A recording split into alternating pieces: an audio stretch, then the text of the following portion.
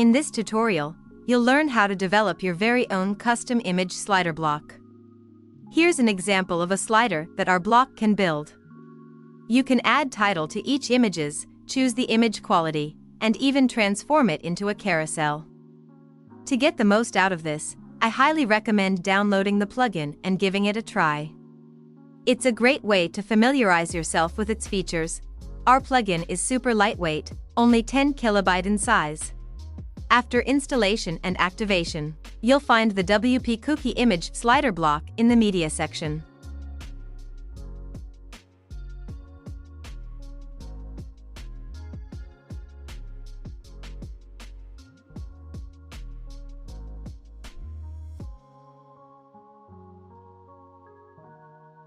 You can either upload your images directly or select them from your media library.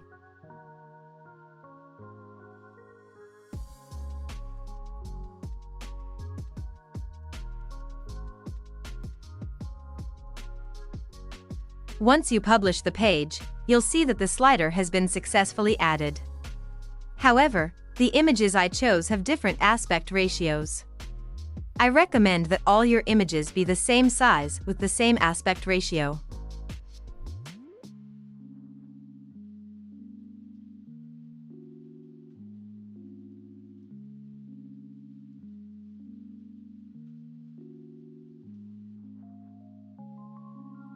The user can add a caption to each image in the Edit Gallery window.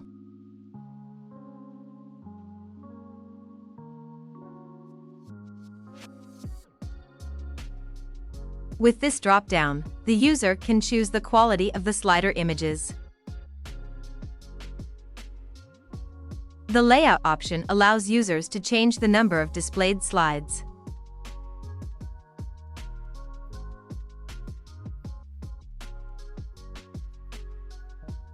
Users can choose between light and dark indicator colors in the theme settings section.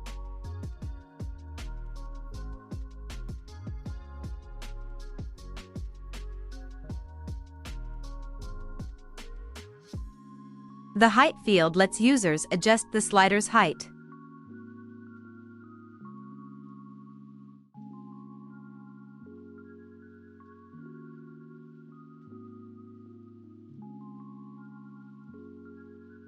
Our slider also features autoplay and pause on hover options.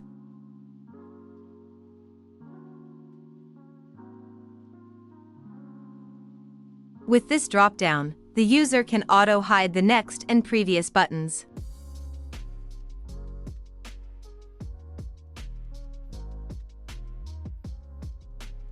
The slider is fully responsive and supports touch interactions.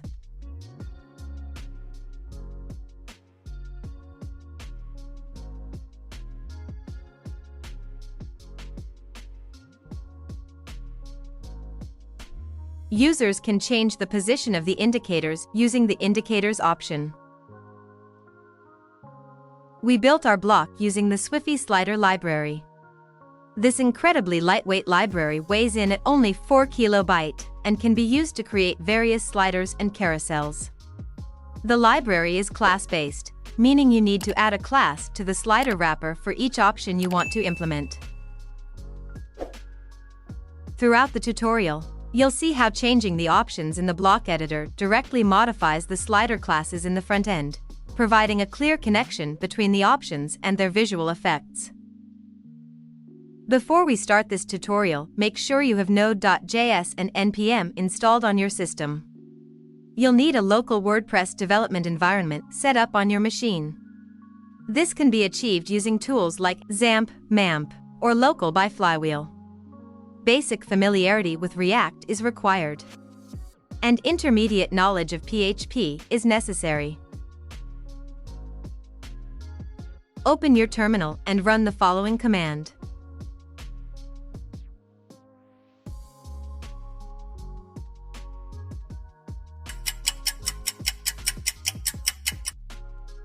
After executing this command, you'll find a new directory named WP Cookie Slider. This directory contains all the initial files needed to start customizing your block. Copy this folder in the Plugins folder.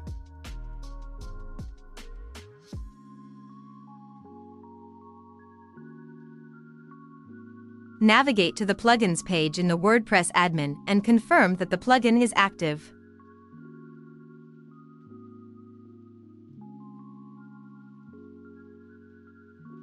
Then, create a new page or post and ensure you can insert the WP Cookie image slider block.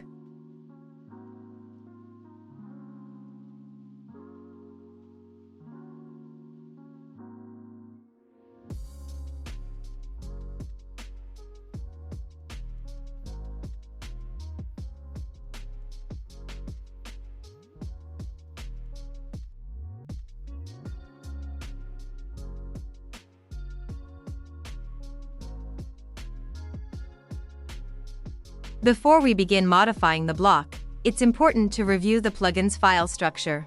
Throughout the block development process, we'll primarily be focusing on the src folder, which holds the essential files and components needed to build and customize your block. Our slider block consists of three main files. Block.json. This file defines the block metadata, including attributes, icons, and other settings.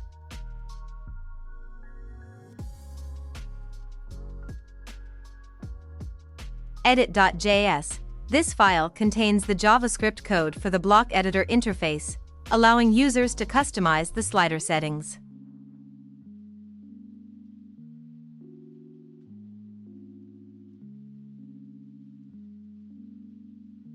Render.php. This file contains the PHP code that renders the front-end output of the slider.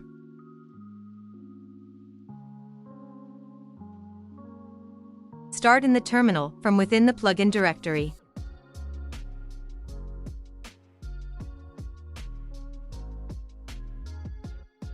This command will watch each file in the /src folder for changes.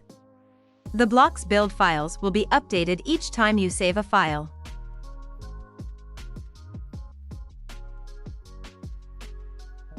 Let's update the block.json file.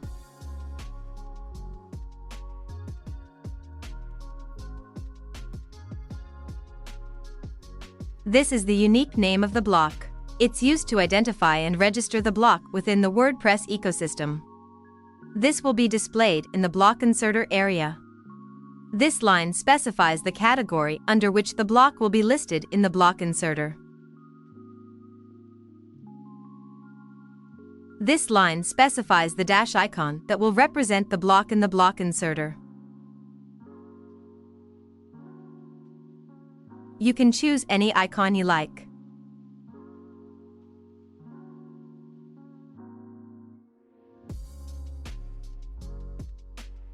This is a brief description of the block's functionality, which can be displayed in the block inserter. Throughout this tutorial, we'll be adding several attributes to the block.json file. First, I'll add the images attribute, which will be an array type and will store all the images selected by the user. In the dynamic block development process, we first define the attribute in the block.json file, then write the related components in the edit.js file, and finally display all these attributes using the render.php file in the front end. Let's clean up the edit.js file a bit and import the necessary components for the image selection. Media Placeholder is a built-in component of the WordPress block editor. It displays a media placeholder where users can upload or select images. I pass the props into the edit function, which contains all the attributes that I'll add later. I'm changing the p tag to a div because we'll be adding block components inside it soon.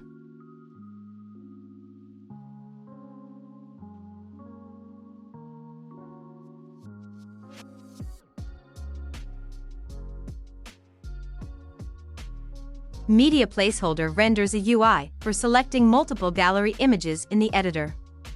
Multiple allows the selection of multiple images. Gallery enables gallery mode for selecting images. Icon sets the icon displayed in the placeholder. Labels sets the labels for the placeholder, including the title and instructions. The onSelect specifies a callback function to be executed when new images are selected. It updates the images in the block's attributes using props.setAttributes.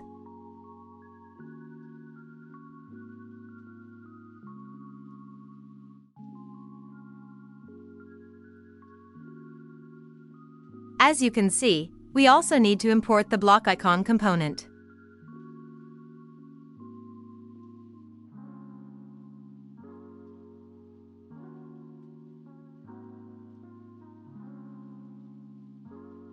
After refreshing the page, you can see that the media placeholder component works correctly in our block.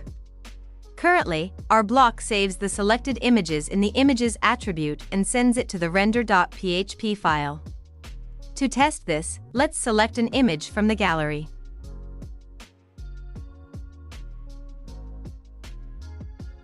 Now, let's edit the render.php file and print the attributes.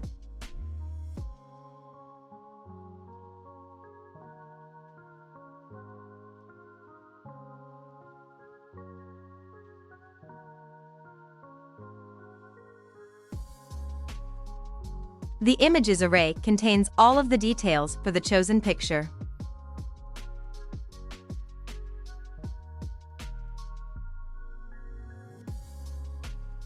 Currently, the user will be bound with the selected images from the initial placeholder, as there is no other way to edit these selected images. Therefore, let's add a toolbar control that allows users to modify the gallery quickly. We can use block controls to add some toolbar controls. I'll import block controls, media upload and media upload check from the WordPress block editor, and toolbar button and toolbar group from the WordPress components.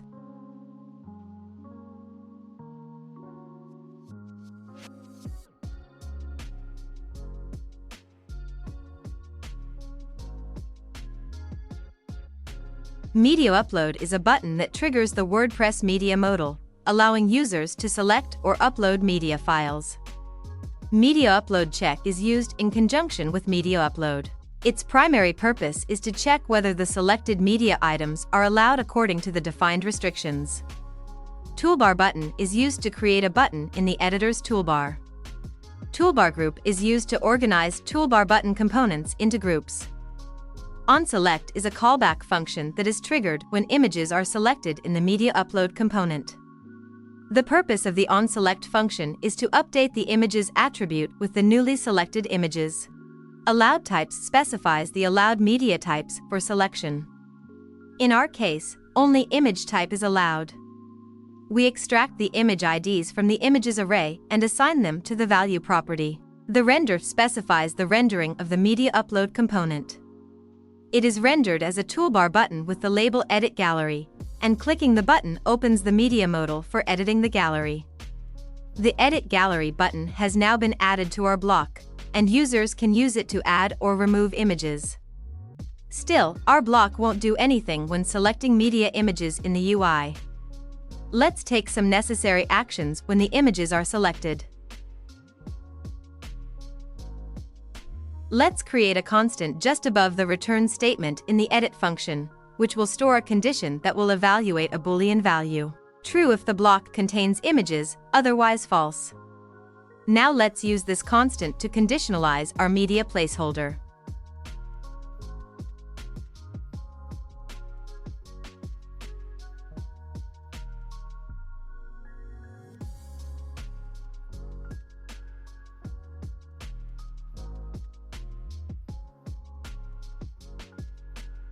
Currently, these changes will render the block completely empty when the images are selected. Let's resolve this issue. It's time to render these stored images somehow in the block.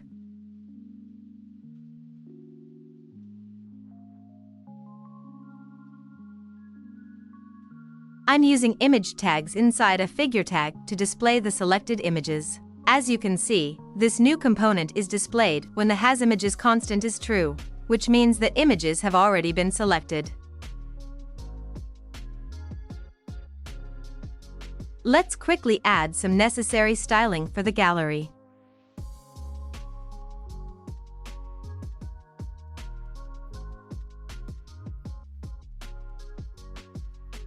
I'll delete the old style and add the new one in the editor.scss file.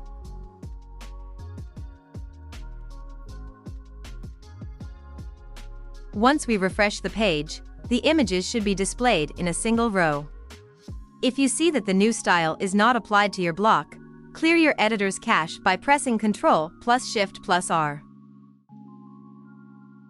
In this step, we'll enhance our block by adding an alignment button to its toolbar. We'll start by adding a new attribute named Align to the block's JSON file.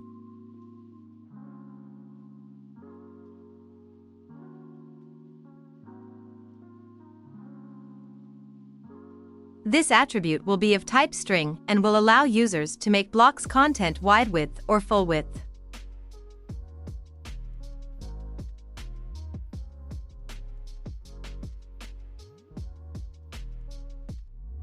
Next, we'll import the alignment toolbar component from the WordPress components package. Finally, we'll return the alignment toolbar component in the edit function of our block.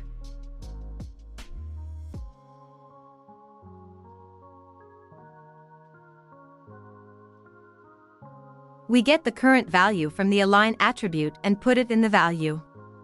The onChange function gets called whenever the user selects a different alignment option. This arrow function takes a new alignment value and sets it as the current value. These are the dash icons for each button. The title defines the text label displayed for the alignment option. The align property sets the actual alignment value that gets applied when the option is selected. These are WordPress classes.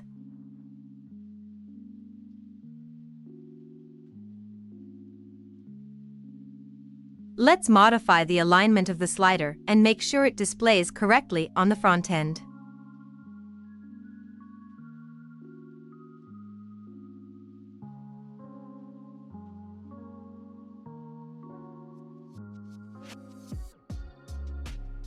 Later we'll put this class in our slider main wrapper. In this step, we'll add our panels to the sidebar. To achieve this, we'll import two components from the Gutenberg library. The Inspector Controls provides a convenient way to add controls and settings to the block editor's sidebar. The panel body helps us create well-organized and structured panels within the Inspector Controls area.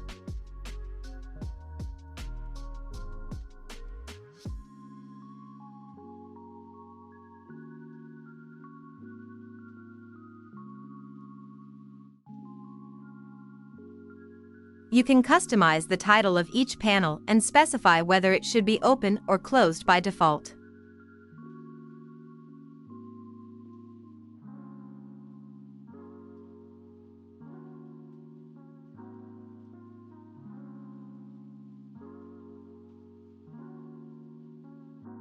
In this step, we'll add a drop-down menu for selecting the image size.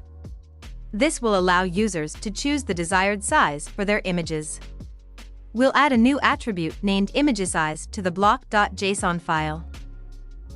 This attribute will be of type string and will accept three possible values: thumbnail for displaying a small thumbnail of the image, medium for displaying a medium-sized version of the image, and full for displaying the image in its full size. We'll import the select control component from the WordPress components package.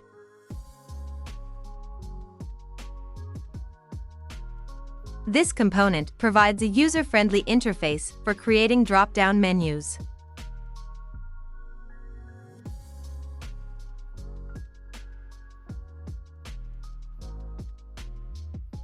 We'll use the select control component to create a drop-down menu with the three image size options. The value prop sets the currently selected value in the drop-down menu. The options prop is an array of objects that defines the available options in the drop-down menu. We'll be utilizing the WP Get Attachment Image function along with these variables to fetch images in various sizes.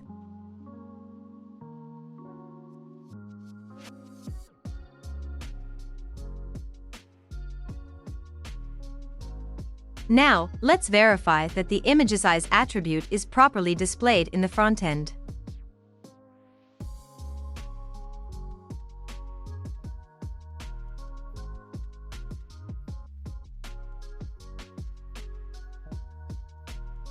Next, we'll add a drop-down menu that allows users to select the number of slides.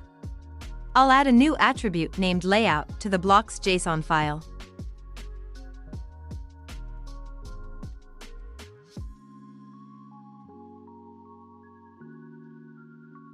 This attribute will be of type string and will accept 6 values. Each value is a Swiffy Slider class. In the edit.js file, I'll use the select control component to create a drop-down menu for layout options.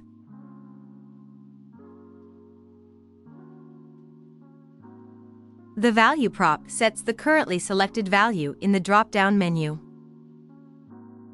The options prop is an array of objects. Each object has a value and a label.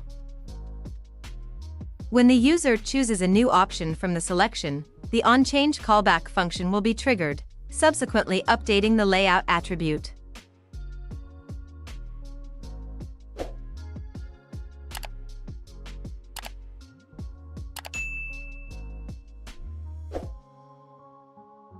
Let's verify that the layout attribute is properly displayed in the front end.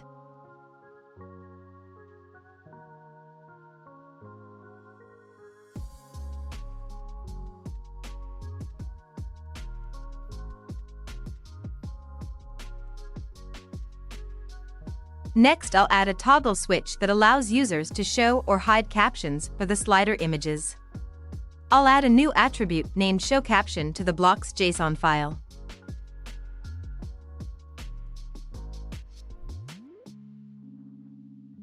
This attribute will be of type Boolean and will default to true.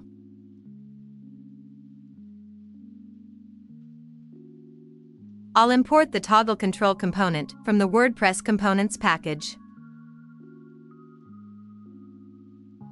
This component provides a user-friendly interface for creating toggle switches.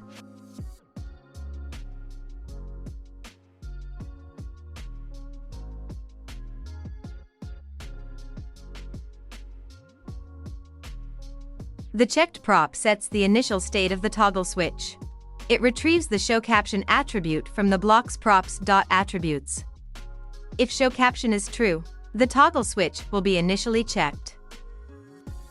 The label prop sets the label displayed above the toggle control. The onChange prop specifies a callback function to be executed when the user toggles the switch. It gets the current value and flips it.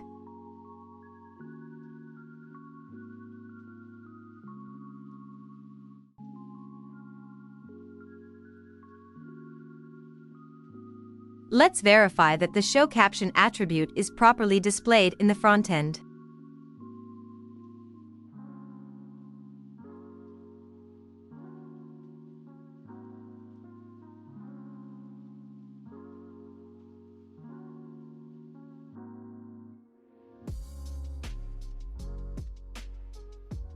Next, I'll add a drop-down for the theme selection.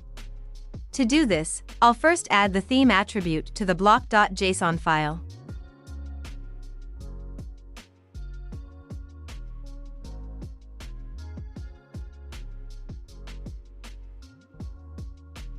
This attribute is of the string type and accepts 2 values. For the light mode, the value will be empty, and for the dark mode, I'll include 2 CSS classes from the Swiffy Slider library. Then, in the edit.js file, I'll add the select control component.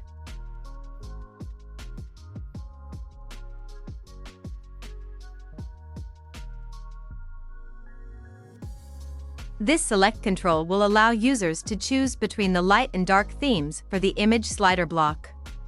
The selected theme value will be saved in the theme attribute, which we defined earlier in block.json.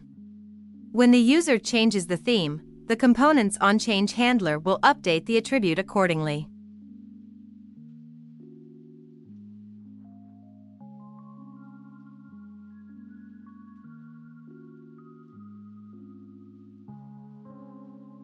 Let's verify that the theme attribute is properly displayed in the front end.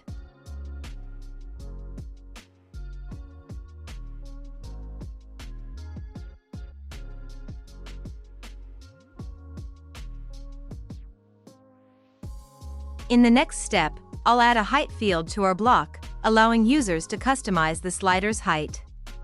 The first step involves adding a height attribute to the block.json file.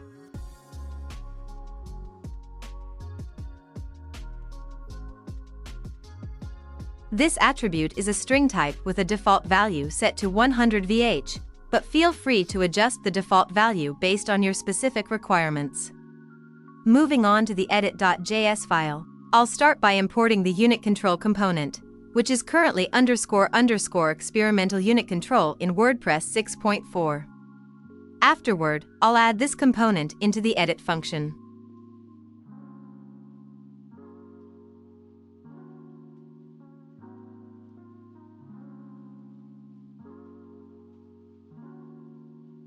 This unit control component will provide a user-friendly interface for setting the slider's height. Users can input a numerical value and choose from various units like pixels, percentages, or viewport height.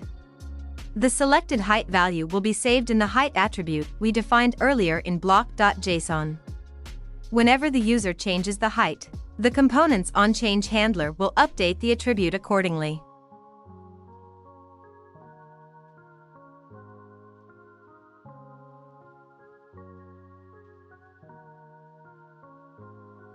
Let's verify that the height attribute is properly displayed in the front end.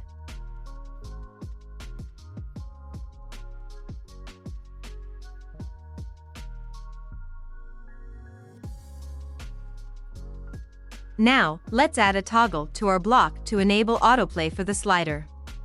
Similar to before, we'll start by adding the autoplay attribute to the block.json file.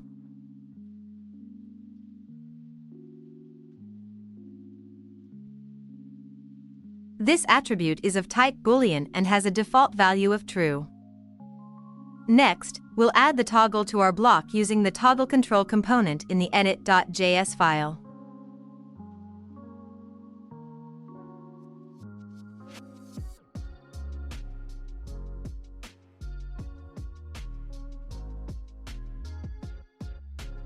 The checked prop of the toggle control component is set to the value of the autoplay attribute. This ensures that the toggle is initially checked if the autoplay attribute is set to true. The label prop of the toggle control component sets the text that will be displayed next to the toggle. The onChange prop of the toggle control component is a function that will be called when the user changes the state of the toggle. This function updates the autoplay attribute to the opposite of its current value.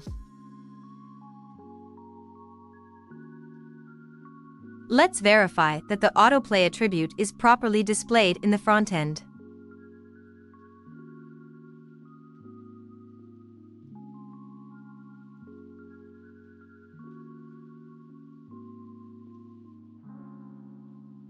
I add the pause on hover toggle to the block in the same way. The pause on hover attribute is also of type Boolean.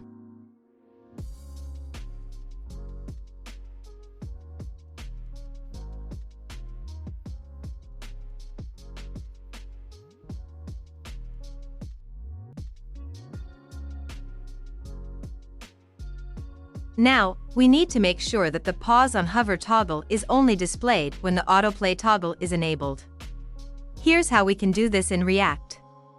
In the edit.js file, wrap the toggle control component for the pause on hover attribute in a conditional statement.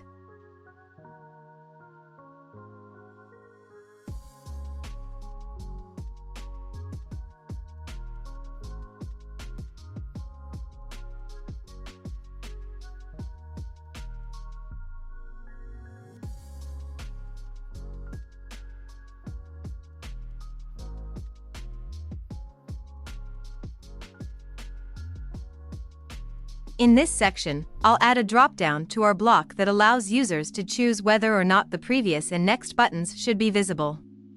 Open the block.json file and add the following attribute.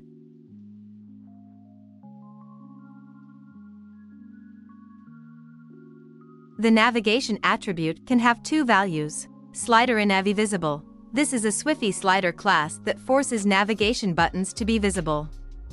And an empty value, which means navigation buttons will automatically hide.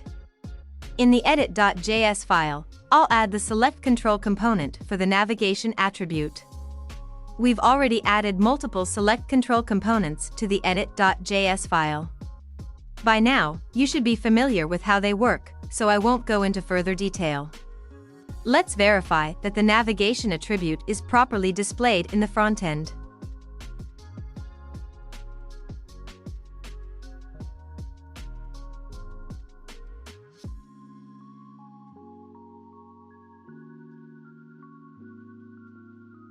Finally, let's add a dropdown to our block that allows users to place the slider's bottom indicators on the slides or below them. Open the block.json file and add the following attribute. The indicators attribute can have two values. Slider indicators outside, this is a Swiffy Slider class that puts dots under the slider. And an empty value, which means dots will be on slides. In the edit.js file, I'll add the select control component for the indicators attribute.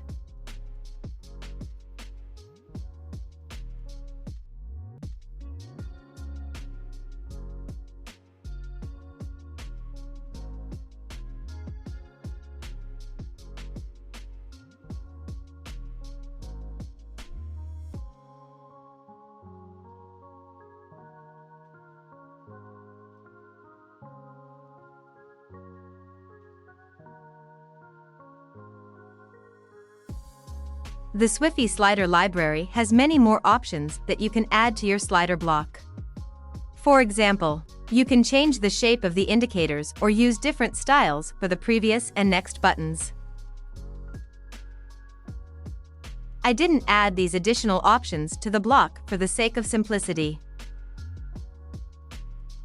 In this section, we put all the pieces together and converted the attributes we created into a working slider. To incorporate the Swiffy Slider library into our block, we first need to add its CSS and JavaScript files. Visit swiffyslider.com and download this JavaScript file.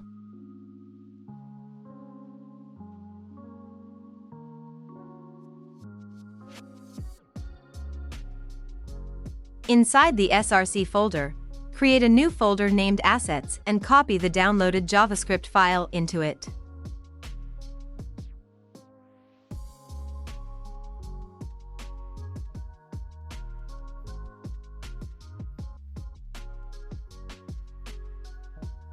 Next, open the block.json file and add the path to the new JavaScript file in the ViewScript section.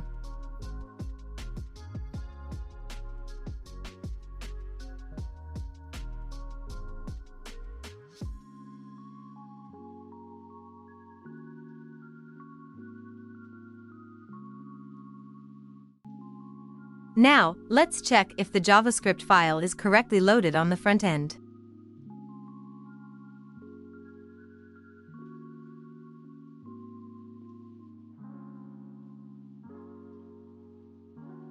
Open the Swiffy Sliders style sheet in a new window or tab.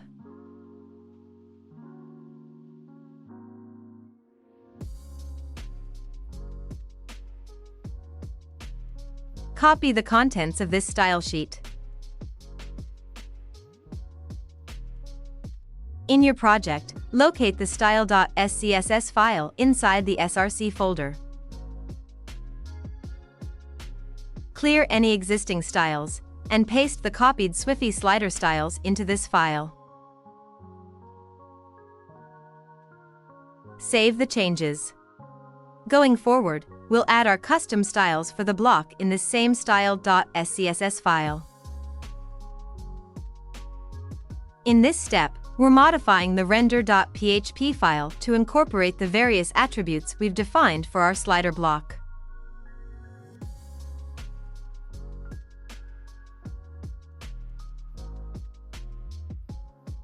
This is the main div for the slider, and all the classes are related to the Swiffy Slider library.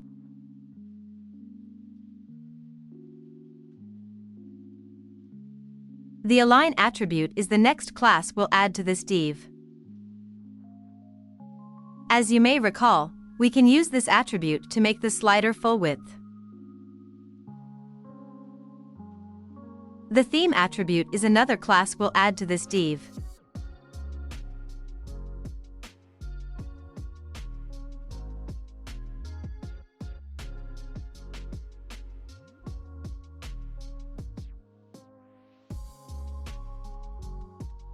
With this attribute, the user can set the slider's theme to light or dark.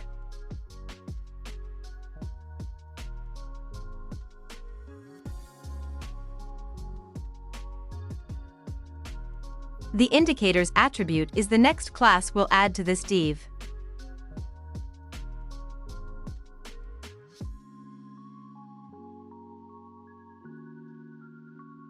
Using this attribute, the user can change the position of the bottom dots on the slider.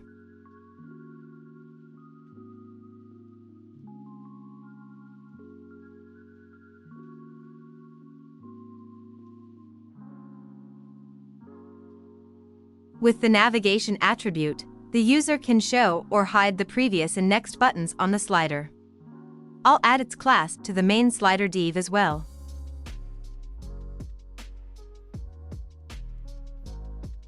The layout attribute allows the user to determine the number of visible slides.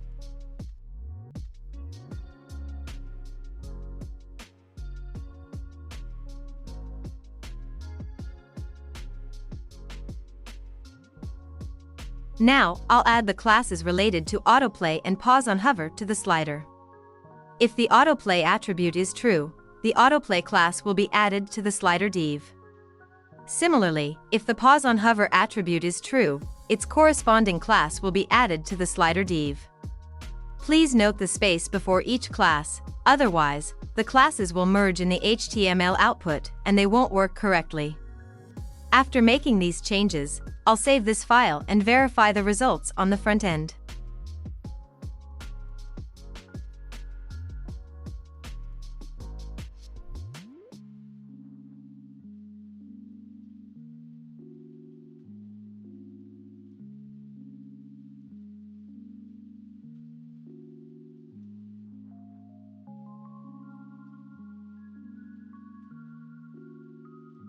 Next, I'll add the UL tag.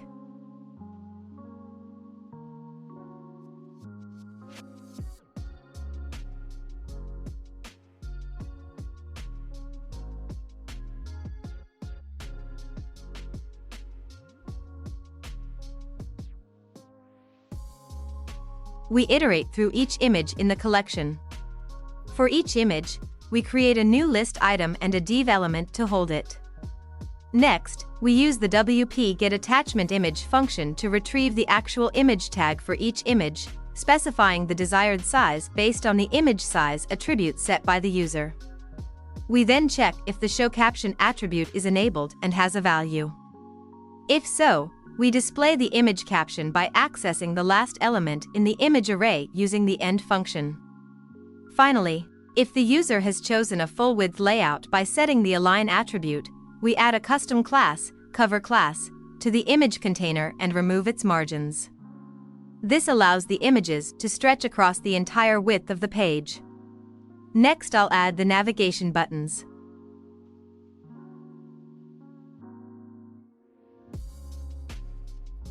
Next, I'll add the UL element that will contain slider dots.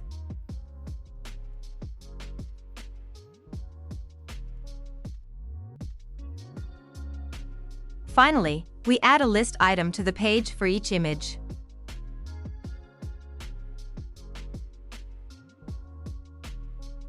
Now we've finished working on the render.php file, so we can save it.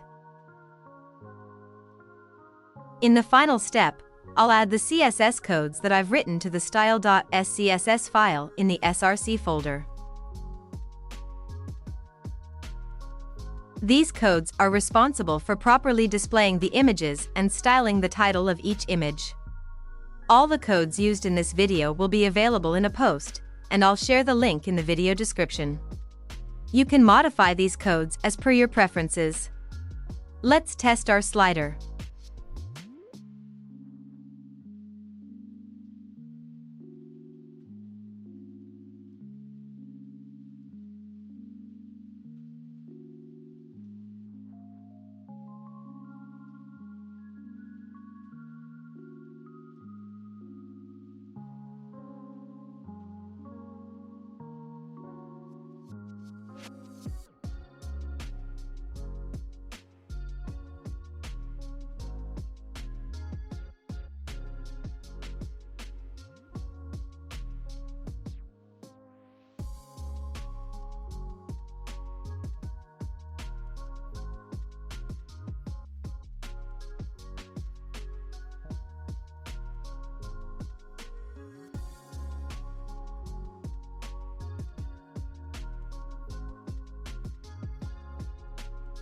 Well, now we've completed the development of the image slider plugin and it's time to build it.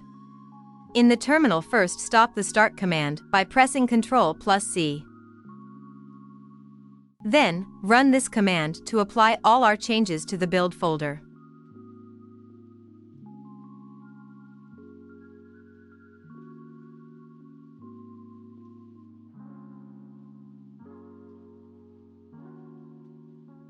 Finally, we'll generate a zip file for the plugin using this command.